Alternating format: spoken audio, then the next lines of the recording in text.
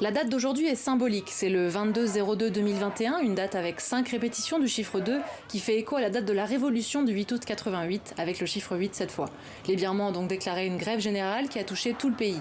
À Rangoon, les manifestations ont été les plus grandes depuis le coup d'État du 1er février et elles ont rencontré assez peu de résistance policière. La police s'est contentée de bloquer quelques axes et quelques ronds-points majeurs, mais jamais plus de quelques heures. Et elles ont établi un périmètre autour des ambassades des États-Unis et de la France et autour du bureau des Nations Unies.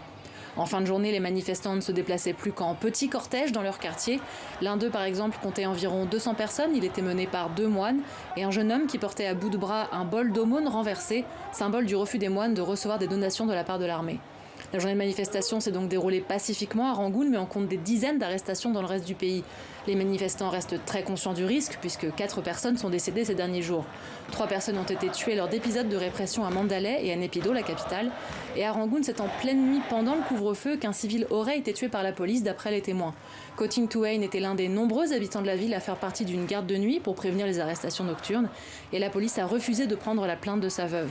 Cette injustice n'est que la dernière d'une liste qui s'agrandit tous les jours et attise la colère des Birmans.